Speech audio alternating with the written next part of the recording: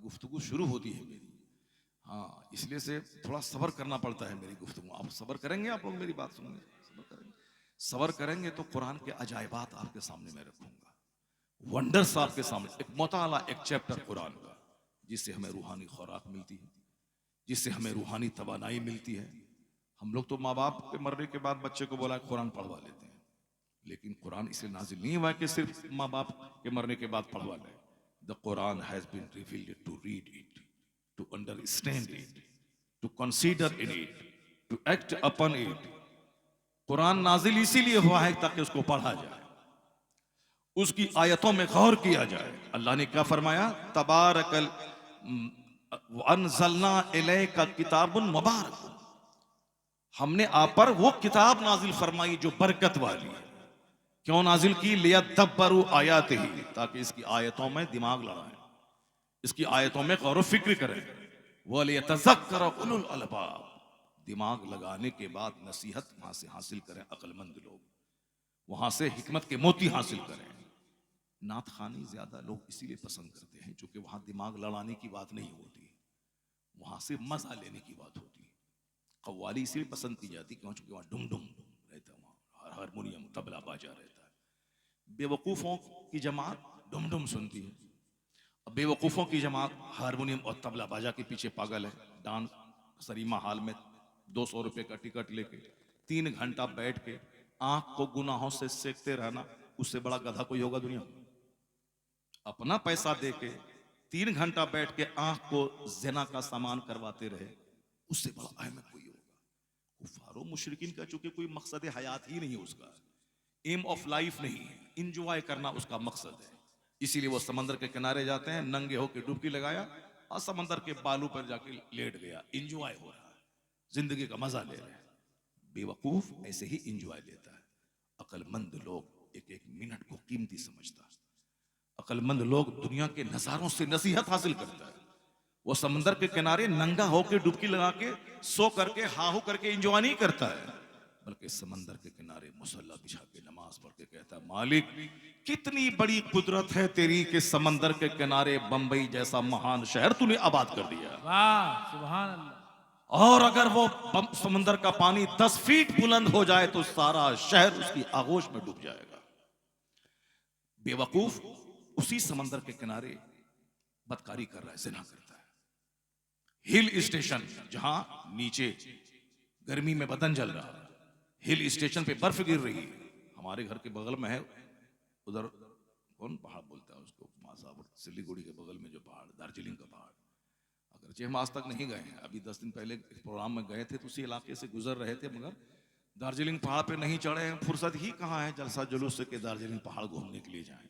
Wife बोलती है कि हम घोसी से आपके पास आ गए और बगल में दार्जिलिंग, हमारे यहाँ से लोग घूमने आते हैं और आप बगल में हमको लेकर नहीं जाते हैं। हम बोले मत जाओ वहाँ पे, दार्जिलिंग पहाड़ मत देखो, बस मदरसा देखो, घर देखो, उसके बाद मर जाओ, जन्नत में जाके देखना वहाँ सारी नेमतें, क्या यहाँ पहाड़ देखना। तो मैं कह रहा हूँ कि बेवकूफ पहाड़ पे जाके, जबकि वहाँ मई जून में नीचे बदन जल रहा, बाजू में पहाड़ है, वहां बर्फ गिर रही है, तो अक्लमंदी का तकाजा ये था कि वहां पे मुसल्ला बिछा के नमाज पढ़ के कहता, मालिक नीचे बदन जल रहा है, यहाँ बर्फ गिर रही है, किस कदर तेरी नेमतें हैं इस पहाड़ पर, यहाँ तो सजदा करने को जी चाहता है। वाह वाह वाह तो सुभान जहां सजदा करना चाहिए वहां बेवकूफ जिना कर रहा है। काठमांडू पहाड़ पर है, जिनाकारी का अड्डा है। ऊटी तमिलनाडु में खूबसूरत शहर है, ऊटी पहाड़ पे आबाद है, जिनाकारी। समुद्र के किनारे गोवा, बंबई में जिनाकारी। गार्डन जिसको देखने के बाद दिल खिल जाता है, शालीमार बाग, निशाद बाग, ये 2 बाग हैं कहाँ, कश्मीर में, श्रीनगर में। बीच में इतना बड़ा, इतनी बड़ी झील पूरी दुनिया में कहीं नहीं है, झीलों का शहर श्रीनगर में झील। अब वो झील में जहाँ चारों तरफ शहर है, बीच में झील है, तो वहां वजू करके किनारे नमाज पढ़ना चाहिए, या अल्लाह चारों तरफ शहर और बीच में झील नहीं। अब वहां बोट में झील के अंदर बंदा जिना कर रहा है। तो दुनिया, कोरोना नहीं आएगा तो क्या आएगा, सारा घर जेल नहीं बनेगा तो क्या बनेगा। अल्लाह की खूबसूरत दुनिया हमें पैगाम देती है कि जब भी बाग में दाखिल हो जाओ, जब जाओ गुलमर्ग, जब जाओ निशात बाग, बेवकूफ तो हंसता है, इंजॉय करता है, औरत के पीठ पे हाथ दे करके ऐसे ऐसे करता है। लेकिन अक्लमंद क्या करता है? अक्लमंद वहां मुसल्ला बिछा के नमाज पढ़ के कहता है, माबूद जब ये दुनिया का बाग इतना हसीन है तो जन्नत का बाग कितना हसीन होगा। वाह वाह वाह वाह, क्या बात है। ये जो तमाशा जिनाकारी का, जींस टी शर्ट फटा हुआ पहनने का, अचूमा चाटी का जो हो रहा है, ये सब बेवकूफों की कहानी, सब गधों की कहानी। अक्लमंद सोचता है, अक्लमंद गौर व फिक्र करता है। अक्लमंद को फुर्सत कहां है 24 घंटे गुटखा चबाने की। मैंने एक मुफ्ती साहब से पूछा था बनारस में, साहब आप पान क्यों नहीं खाते हैं? कहा शहरयार जितनी देर पान चबाऊंगा उतनी देर में 10 बार दुरूद पढ़ लूंगा। वाह वाह वाह वाह, सुभान अल्लाह। बस पैसा कमाना, गाड़ी खरीदना, मकान बनाना, बीवी को लेके बाजार में घूमते रहना, और दूसरे मर्दों को दिखाते रहना, और दूसरे मर्द घर में आ जाए तो बस मौलाना साहब के पास ताबीज लेने के लिए आ जाना। एक मौलाना साहब कह रहा था लखनऊ में कि एक मौली साहब की ताबीज बहुत मशहूर थी दूसरों को प्यार में फंसाने की। उसकी अपनी बीवी को दूसरा पड़ोसी लेके भाग गया। अब पता चला कि वो प्यार का काम उसी मौली से करवाया था। वो क्या तमाशा खड़ा कर दिया है। अक्लमंद वो है जो गौर व फिक्र से काम लेता है। अक्लमंद वो है जो गौर व फिक्र से काम लेता है। अल्लाह ने इतनी बड़ी विशाल पर हम दुनिया को पैदा किया ताकि मैं दरख्त को देखूं, मैं पहाड़ को देखूं, मैं नदी नाले को देखूं, मैं उगने वाली फसलों को देखूं, मैं डेजर्ट को देखूं, मैं माउंटेन को देखूं, मैं ओसीन को देखूं, मैं किसी शराबी की जिल्लत को देखूं, मैं किसी बादशाह के बेटे के भीख मांगने को देखूं, और किसी भीख मांगने वाले चाय बेचने वाले का सिंहासन पर बैठ के राज करने को देखूं, वहां से नसीहत के मोती हासिल करूं। इसलिए कुरान नाजिल हुआ है ताकि आयतों को पढ़ो, गौर करो, नसीहत वहां से हासिल करो और एक अच्छा इंसान बन के दुनिया में जियो, मरने के बाद खुदा की जन्नत में चले जाओ। वाह वाह वाह वाह, सुभान। अब मैं कुरान की एक आयत पे गौर करता हूं, देखिए क्या क्या वहां से पता चलता है। आपकी तवज्जो होनी चाहिए। अब एक मुताला कुरान करीम का, बस एक आयत में पढ़ता हूं, देखिए वहां से किस कदर नसीहत के मोती मिलते हैं और अल्लाह ने क्या कहा। क्योंकि हम लोग कहानी की जबान ज्यादा समझते हैं और कुरान शरीफ में बेशुमार कहानियां मौजूद हैं। अब उन कहानी के जरिए हमारे लिए इबरत की खुराक उसमें रखी गई है। अल्लाह ने फरमाया इन्ना फी ज़ालिका लआयातिन लिउलिल अलबाब। इन कहानियों में, इन बातों में अक्लमंदों की आंख खुलने की बात है। बस एक चैप्टर खोलता हूं, उसको गौर से सुनिएगा, फिर इजाजत होगी तो दूसरा चैप्टर खोलूंगा, नहीं तो फिर मैं तकरीर खत्म कर दूंगा अगर आपकी तवज्जो रही। बस देखिए सूरह यूसुफ कुरान शरीफ में है। हमारे उलमा कराम सब हमसे बड़े हैं, हम तो एक छोटा मोटा वाइज हैं। ये लोग तो 24 घंटे पांचों नमाजें बाजमात मस्जिद में पढ़ते हैं। हम इसीलिए इनको बड़ा कहते हैं कि पीर साहब को जो कुरान पढ़ना नहीं आता उसको तो जाहिल बड़ा कहता है, मगर जो कुरान सीखे सिखाए उसको मुस्तफ़ा बड़े कहते हैं। वाह वाह वाह वाह, इसलिए सुभान कोई अल्लाह। जाहिल पीर बड़ा नहीं है।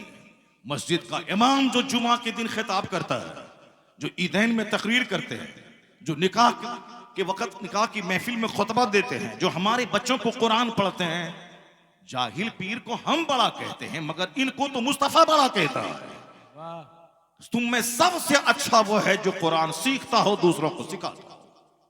भले ही आपके नजदीक वो बड़ा नहीं है, जाहिल पीर का जाहिल बेटा बड़ा है, मगर रसूल पाक के नजदीक वो मस्जिद का इमाम बड़ा है जो कुरान सीखता है, दूसरों को सिखाता है। मदरसे का वो आलिम बड़ा है जो कुरान सीखता है, दूसरों को सिखाता है। इस हदीस पाक को हर मदरसे में बिल्कुल चस्पा करके लिखिए, अंग्रेजी में, हिंदी में, उर्दू में और अरबी में हदीस पाक का जुमला लिखिए, खैरुकुम मन तअल्लमल कुरान व अल्लमा। न कोई इंजीनियर बड़ा, न डॉक्टर बड़ा, न प्रोफेसर बड़ा। इंजीनियर हैं अपने डिपार्ट के बड़े, डॉक्टर हैं अपने डिपार्ट के बड़े, मगर तुम में सबसे बेहतर वो है जो कुरान सीखे, दूसरों को सिखाए।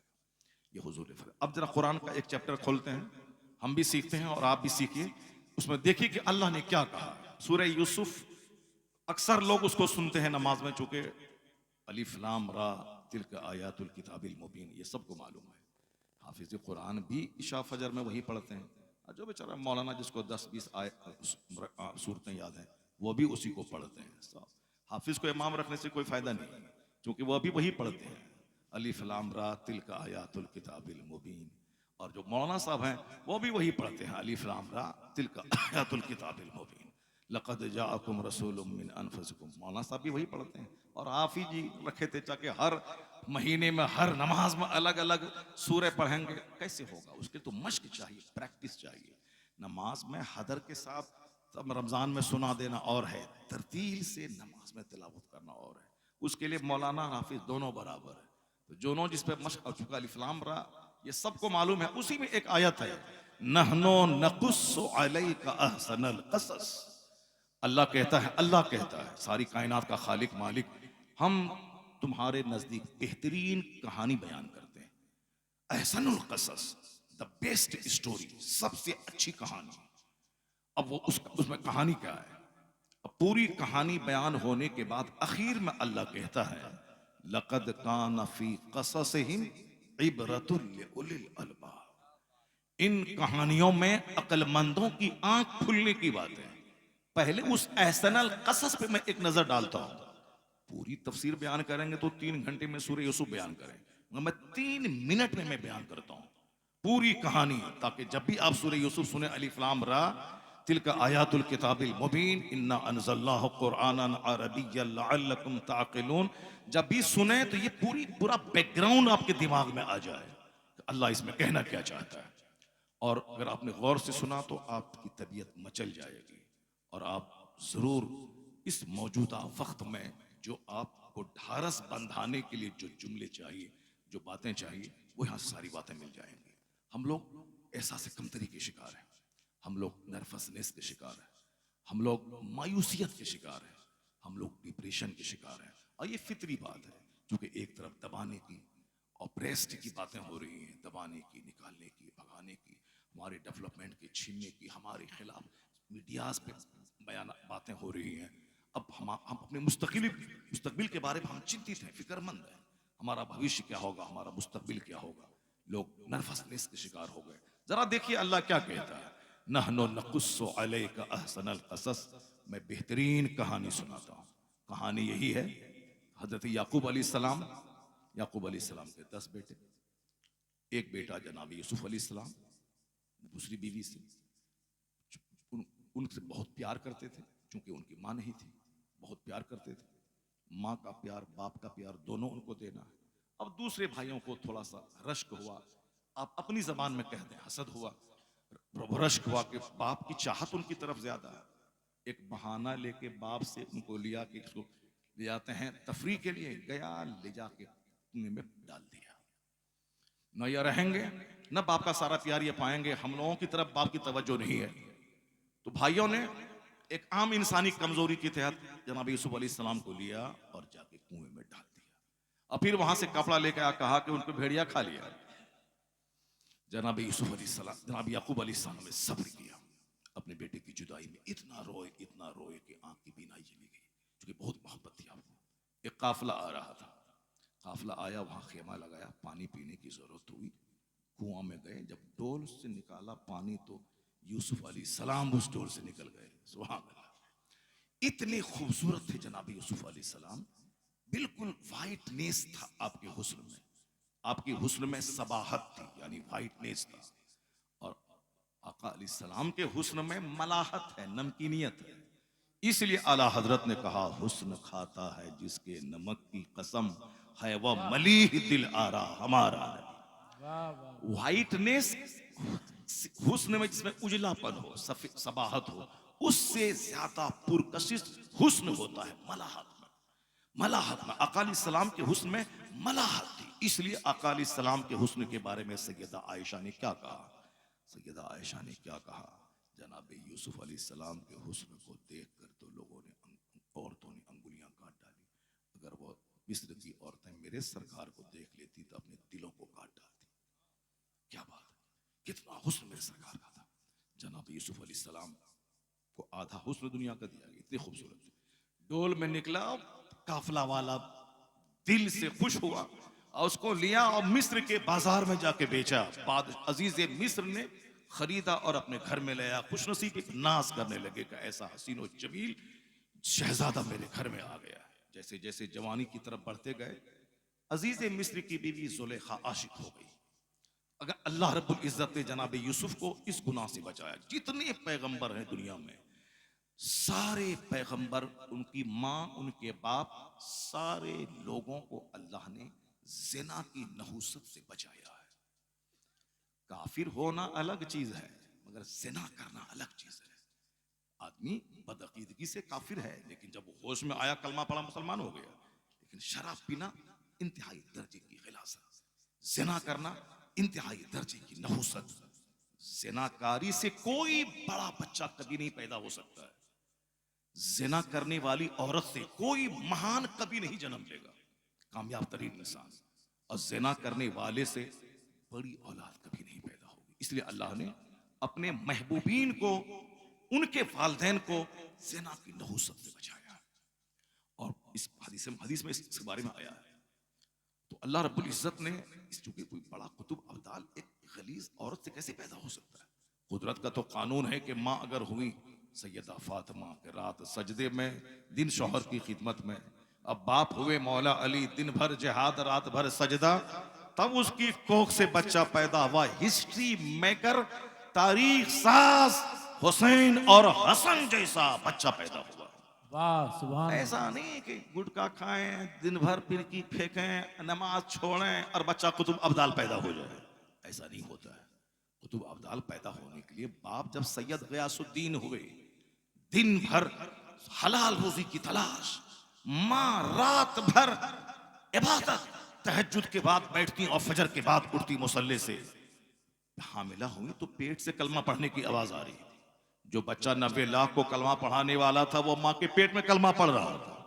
जब माँ हुई सैयदा माहिनूर, अब बाप हुए सैयद गयासुद्दीन, तब बेटा 90 लाख काफिरों को कलमा पढ़ाने वाला मोइनुद्दीन अजमेरी पैदा हुआ। वाह वाह वाह वाह और सुभान जब अल्लाह। बाप हुए मुफ्ती नकी अली खां, और माँ हुई तहज्जुद गुजार, तब बेटा अहमद रजा खां पैदा हुआ। और जब बाप हुए मुजद्दिद आजम, माँ हुई आबिदा जाहिदा, तब बेटा 1.5 करोड़ मुरीदों का मुर्शिद मुफ्ती आजम हिंद पैदा हुआ। और जब नाना हुए मुफ्ती आजम हिंद, और दादा हुए हुज्जतुल इस्लाम, काफिर देखे तो कलमा पढ़ ले। अब बाप हुए मुफस्सिर आजम हिंद, और माँ हुई जेवरात बेचकर मंजर इस्लाम के मुदर्रिस की तनख्वाह दिलाने वाली।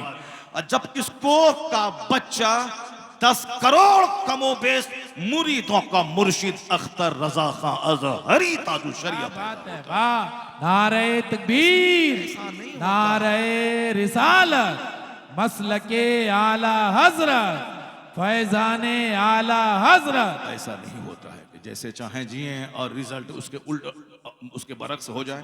नहीं होता है। पैर दबाने से उस्ताद का कोई मुदर्रिस, कोई मुफक्किर नहीं बनता है। पैर दबाने से सवाब मिलता है। सवाब मिलेगा तो जन्नत जाएगा वो, दुआ मिलेगी वो उस्ताद की। लेकिन बहुत बड़ा राइटर नहीं बन पाएगा। राइटर बनने के लिए 12 घंटे पढ़ना पड़ेगा उसको। खतीब बनने के लिए उसको मुताला करना पड़ेगा। अब उसको मुदर्रिस बनने के लिए उसको किताब 5 जो सिलेबस में है, उसके अलावा 15 किताब और अलग से पढ़नी पड़ेगी। तब उसका ब्रेन बढ़ेगा, तब मालूमात में इजाफा होगा। वरना मुफ्ती भी बन जाएंगे और टेढ़ी मेढ़ी तहरीर उसकी होगी, उर्दू में ठीक से लिख नहीं पाएंगे, क्योंकि मेहनत करनी पड़ेगी। उस्ताद का पैर दबाने से सवाब मिलता है, खैनी लटा के देने से। अगर उस्ताद को नहीं खाना चाहिए, मगर मगर शागिर्द को सवाब मिल जाएगा, क्योंकि उस्ताद की खिदमत कर दी उन्होंने, कर दिया। तो अब पैर पे दबाना है, और उस्ताद का कपड़ा भी धो देना है, और 8 घंटे किताब पढ़ना है। इधर से उस्ताद की दुआ चलेगी, उधर से उसकी मेहनत चलेगी, कामयाबी कदम चूमेगी। वाह वाह वाह वाह। ये होता है। और हमारे यहाँ एक तरफा है। एक आदमी बोलता है नहीं नहीं कुछ नहीं होता, अल्लाह जो चाहेगा सो होगा। अल्लाह चाहेगा तो हम डीएम बन जाएंगे, अल्लाह चाहेगा तो हम बहुत बड़ा अरबपति बन जाएंगे, सोने से हांडी निकल जाएगी। अल्लाह चाहेगा तो आसमान से हीरा बरस जाएगा। क्या सा? अल्लाह चाहेगा तो आम के पेड़ से डायमंड निकाल देगा। मगर अल्लाह ऐसा चाहता है क्या कि आम का पेड़ लगाओ, डायमंड हम लगा दें उसमें? नहीं नहीं, अल्लाह चाहता है कि आम के पेड़ से आम, लीची के पेड़ से लीची, कटहल के पेड़ से कटहल, गेहूं के पौधे से गेहूं। ये निजाम में कुदरत है, अल्लाह का कानून है। बाकी अल्लाह चाहे तो सब सोना निकाल दे, मगर अल्लाह रब्बुल इज्जत का सिस्टम यही है कि गेहूं के पेड़ से गेहूं, धान के पेड़ से धान, कटहल के पेड़ से कटहल। क्या मतलब? जैसी माँ वैसा बच्चा, जैसा बाप वैसा बच्चा। अब कहने नहीं बच्चा ठीक हो जाएगा, बाद में हो जाएगा, ताबीज ले आएंगे बरेली शरीफ से, मसौली शरीफ से, कचौटा शरीफ से ताबीज ले आएंगे। तो ठीक है, आम का पेड़ लगा दीजिए और 1 करोड़ ताबीज उसमें डाल दीजिए, अब वहां के सेब निकल जाए, नहीं होने वाला इस दुनिया में। इस दुनिया से हट के दूसरी दुनिया खोजनी पड़ेगी। इस दुनिया में आम के पेड़ से आम ही निकलेगा। 1,00,000 ताबीज डाल दें, अजमेर शरीफ में जाके बैठ जाएं 50 साल तक, गरीब नवाज भगा देंगे वहां से।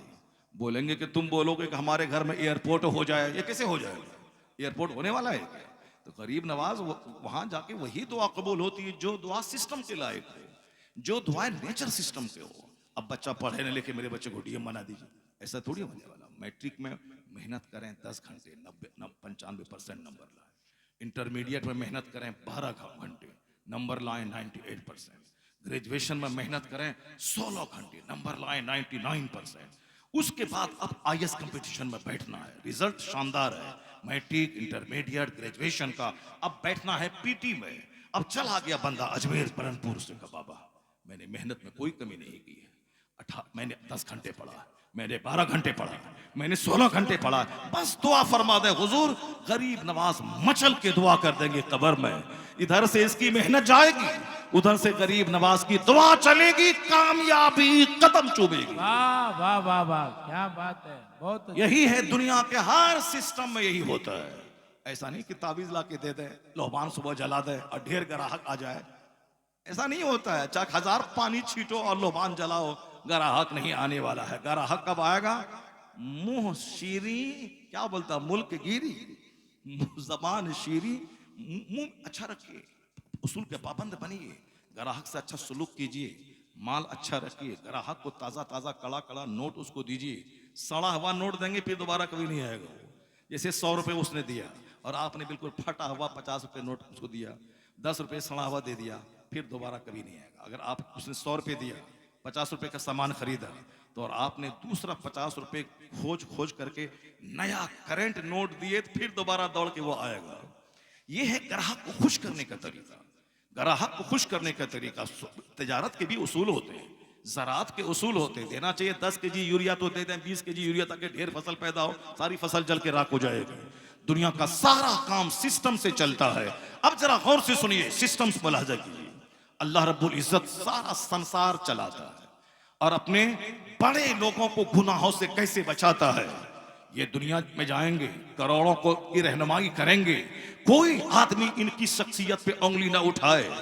हाँ, गरीब होना कोई ऐब की बात नहीं है, बल्कि ज़िनाकार होना, शराबी होना, सूद खाना, ये ऐब की बात है। आप रहें गरीब, उसूल के पाबंद, किराए के घर में रहे, हलाल खाएं, आपकी जियारत के लिए आसमान से फरिश्ता आएगा। वाह वाह वाह वाह। अगर आप हराम खा के बरनपुर में सबसे बड़ा 10 मंजिला मकान बना लिया, फरिश्ता तो उस घर में आएगा नहीं, शैतान का बसेड़ा रहेगा। और जब शैतान का बसेड़ा रहेगा तो कभी चैन नहीं मिलेगा, चेहरे पे फपड़ी पड़ेगी, चेहरा काला रहेगा, समाज में जलील होंगे, शैतान का अड्डा रहेगा, बाल बच्चे खानदान सब तबाह हो जाएंगे। इस और दुआ भी कबूल नहीं होगी अगर 50 हज करके काबा में चले जाएं, क्योंकि तरीका है कि हलाल खाकर अपने मोहल्ले की मस्जिद में दुआ कर, अगर हज फर्ज नहीं है तो मत जा काबा।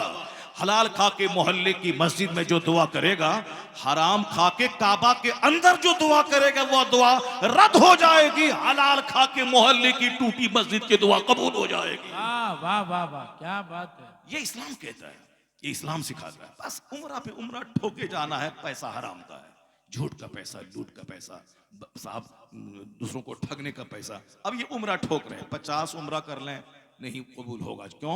हराम के पैसे से जाने वाला फयुनादी मुनादी मिन समा, आसमान से आवाज लगाता है एक फरिश्ता, ला लब्बैक वला सादैक ज़ादुका हरामुन व हज्जुका मरदूदुन।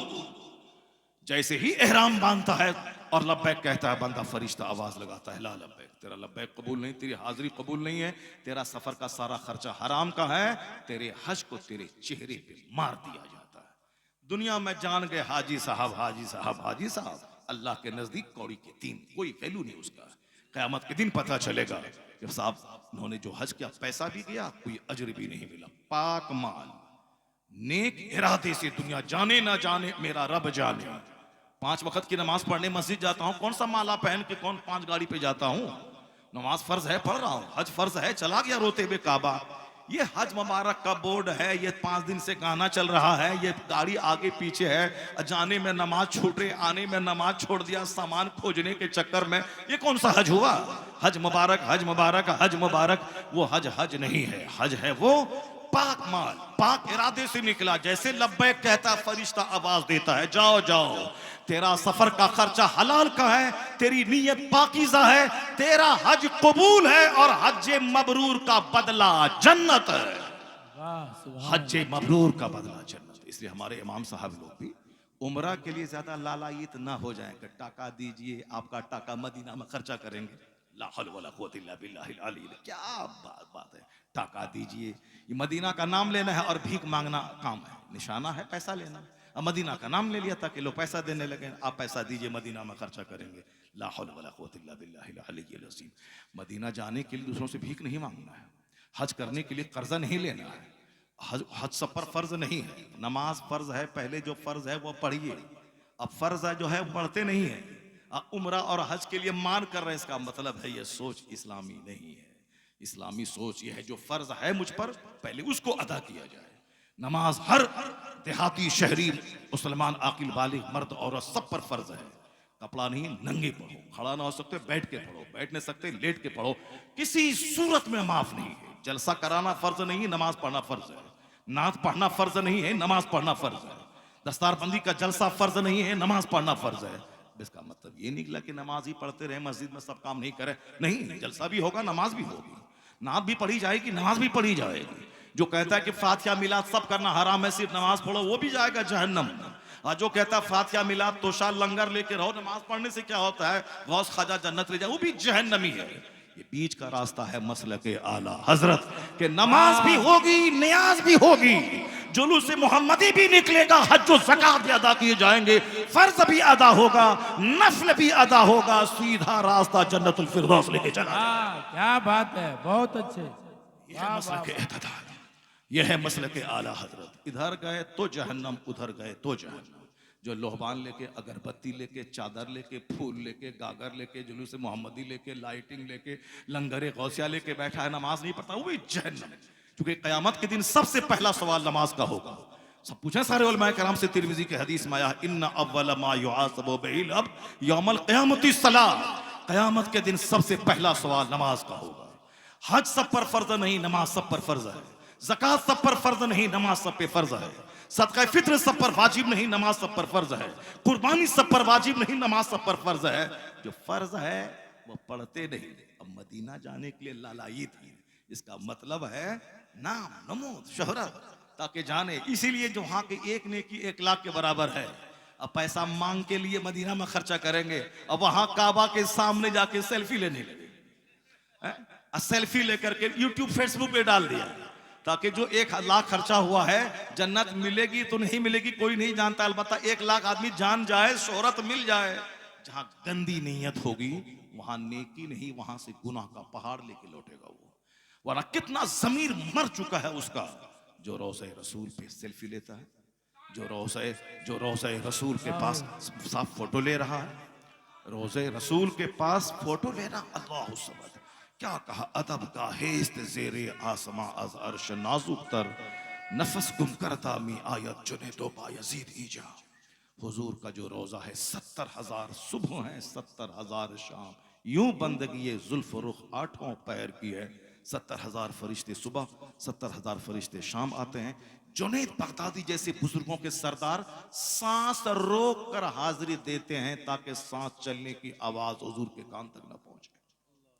अब वहां ये बदतमीज बेहूदा सेल्फी ले रहा, वहां पहुंच करके अपनी बीवी को फोन करके बोलता है कि तुम सलाम पेश करो हुजूर को, हम जाली के सामने खड़े हैं। ए बेहूदा, जब तुम मदीना पहुंच करके फैज से महरूम है तो तेरी बीवी इंडिया से क्या सलाम पेश करेगी? जब तुम मदीना पहुंच के फैज से महरूम है, क्या अपनी बीवी को कहता है कि वहां से तू वीडियो कॉलिंग करके तुम सलाम पेश करो? तुम तो पहले अदब सीखो, वहां मदीने की गलियों का अदब, वहां के कुत्ते का अदब, वहां के कांटों का अदब, वहां की मिट्टी का अदब। अब वहां साहब खूब घूम रहे हैं, मस्तियां कर रहे हैं, वहां नमाज़ें छोड़ रहे हैं, और साहब हम उम्रा करके चले आया, हम हज करके चले, आइसक्रीम खा के चले आए, हज करके चले आए। पाकीज़ा कमाई से, पाकीज़ा नीयत से जो जाएगा वहां से लौटने के बाद ऐसा बदल जाएगा कि समाज बोलेगा पहले गया था कैसा, आने के बाद चलता फिरता जन्नती बन गया। सुभान अल्लाह, सुभान अल्लाह। बातें बहुत सारी हो जाएंगी, मेरा वो चैप्टर अधूरा रह जाएगा। अब जरा गौर से सुनिए, जनाब यूसुफ अलैहिस्सलाम को अल्लाह ने बचाया। जनाब जुलेखा औरत है, औरत की कमजोरी होती है, औरत तो हुस्न पे फिदा होती है। इसीलिए कहा गया है कि बेटियां जब जवान हो जाएं, आला हजरत ने लिखा उसको छत पे मत जाने दे, अजनबी मर्दों पे नजर पड़ेगी, दिल इनका छोटा होता है। चाहे डीएम बन जाए, प्रधानमंत्री बन जाए, ऐसा नहीं कि मेरी बिटिया डॉक्टर बन गई है इसीलिए अब वो को क्या समझाएं उसको। नहीं, बिटिया प्रधानमंत्री बन जाए इंदिरा गांधी तो भी बिटिया को बाप समझाए कि बिटिया यहां जाना है, यहां नहीं जाना है। प्रधानमंत्री बनना और है, 10 आदमी वोट दिया जीत गया प्रधानमंत्री बन गया, वो बनना और है, कैरेक्टर का धनी बनना और है। ऐसा नहीं कि प्रधानमंत्री बनने के बाद कलवा गोरा हो जाएगा, ऐसा थोड़ी हो जाएगा। प्रधानमंत्री बनने के बाद साहब क्या है कि एक आदमी नाटा है वो लंबा हो जाएगा, नहीं। वो प्रधानमंत्री बनना और है, डीएम बनना और है, साहब इंजीनियर बनना और है, प्रोफेसर बनना और है, मैकेनिक बनना और है, बाकी कैरेक्टर और है। औरत कमजोर पैदा होती है, कमजोर है, उसके चेहरे पे दाढ़ी के बाल नहीं है। दाढ़ी इसलिए नहीं है कि चूंकि उसका जिस्म लतीफ है, कमजोर है। औरतों के बाल लंबे हैं क्योंकि वो जिस्म लतीफ है, वो उसके लिए रेशम जायज है क्योंकि वो मर्दों के लिए पैदा होगी, उनके लिए सोना चांदी पहनना जायज है क्योंकि जेवर डेकोरेशन और साहब सजावट जीनत और साहब उसके लिए जेवरात, उसके लिए खूबसूरती हासिल करना ये सब जायज है। मर्द के लिए सोना पहनना हराम है, मर्द के लिए रेशम पहनना हराम। और मर्द चूंकि रेशम पहन के घर में बैठेगा गुड़िया बन करके, नहीं, मर्द तो कमाने के लिए पैदा हुआ है, मर्द हवाई जहाज उड़ाने के लिए पैदा हुआ है, मर्द समंदर में खोता लगा के मैरीन इंजीनियर बन के 3 महीने समंदर में रहने के लिए पैदा हुआ है, मर्द 5-5 कुंटल मिट्टी सर पे उठा के ढोने के लिए पैदा हुआ है, मर्द रात रात भर नाइट ड्यूटी साहब सेल में करने के लिए पैदा हुआ है, मर्द पत्थर तोड़ने के लिए पैदा हुआ है, मर्द एवरेस्ट चोटी पे जाने के लिए पैदा हुआ है। अब ये सारा काम औरतों से अगर ले लें, ट्रैफिक पुलिस बनने के लिए उसको रात में भेज दें औरतों को ट्रैफिक पुलिस में, वो तो नौकरी करके महीना भी लग नहीं पाएगा कि सारा गत उसका हो जाएगा। जो हद आरजीकर मेडिकल कॉलेज में कलकत्ता में हुआ, साहब मेडिकल कॉलेज की एमबीबीएस बनी हुई एमडी कर रही थी, उसके साथ एक पढ़े लिखे डॉक्टर ने क्या सुलूक किया है। इसलिए चाहे लड़की डीएम बने कि प्रोफेसर बने, उसको सिक्योरिटी चाहिए, उसको सुरक्षा चाहिए। वो नहीं रात में ट्रैफिक पुलिस बन के रहेगी, वरना 2 दिन के बाद उसकी डेड बॉडी वहां से वापस आएगी, क्योंकि दरिंदों के शिकार वो हो जाएंगे। इनको बाप के पास सुरक्षा चाहिए, भाई की सुरक्षा चाहिए, शादी के बाद शौहर की सुरक्षा चाहिए, औलाद पैदा होने के बाद औलाद की सुरक्षा चाहिए। जो खुद सुरक्षा की महफूज है, मोहताज है, वो क्या मुल्क को सुरक्षा दे पाएगी? जो खुद सुरक्षा के लिए मोहताज है। इसलिए औरतें उस काम के लिए नहीं पैदा हुई हैं जिस काम के लिए आज लोग देखना चाहते हैं। मैंने कहा था कल परसों वहां पे, बहुत नाराज हुआ एक आदमी, मैंने कहा हाँ, बेटा गुल्ली डंडा खेल रहा है, बेटा शराब पी रहा है, बेटा साइलेंसर हटा के हुल्लाबाजी करके मोटरसाइकिल चला रहा है, अब बोलता है बिटिया मेरी डॉक्टर बनेगी।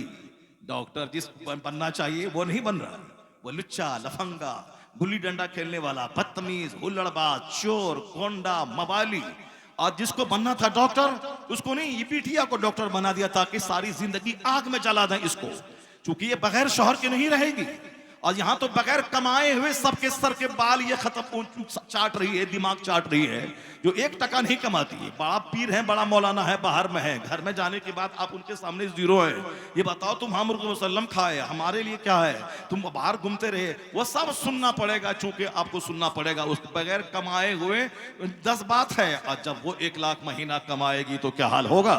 यही हाल होगा कि 90% डॉक्टर बिटिया शौहर के साथ उनका रिश्ता सही नहीं है, 90% टीचर का उनके शौहर के साथ एडजस्टमेंट सही नहीं है। वह बाप अपनी बेटी के सुख का कातिल है जो नौकरी के शौक में पढ़ाया, इसलिए उससे अच्छी वह बेटी है जो बाहरी शरीयत पढ़ी, कानूनी शरीयत पढ़ी, नौकरी नहीं मिली, महर की रकम शौहर दे रहा, कपड़ा अच्छा शौहर दे रहा है, नानो नफा शौहर पर वाजिब है, आराम से नाश्ता खाई, बिस्तर पे सोई, वो 5 घंटा स्कूल में जली मरी, महीना के बाद तनख्वाह मिली, शौहर बोलता है टका हमको दो, वो बोलती है नहीं नहीं मेरा बाप मुझको पढ़ाया है, हम बाप को देंगे तुमको नहीं देंगे। अब शौहर की निगाहों से गिरी, सारी जिंदगी लत्तम जुत्तम लड़ाई झगड़ा। उससे बेहतर है वो जो बाहरी शरीयत पढ़ के गई और रानी बन के है, शौहर उस पे पैसों की बारिश कर रहा है, वो आराम से रही, नमाज पढ़ी, रोजा ज़ारा की मरने के बाद कनीज़े फातिमा बनकर जन्नतुल फिरदौस चली गई। वाह वाह वाह, क्या बात है, बहुत बेटा होंडा है, बेटिया मेरी इंजीनियर बनेगी, बेटिया मेरी डॉक्टर बनेगी। हाँ ठीक है, जहाँ औरतों के लिए स्कूल है, औरतों के लिए कॉलेज है, पर्दे पढ़ाने वाला मर्द, औरतें पढ़ाने वाली औरतें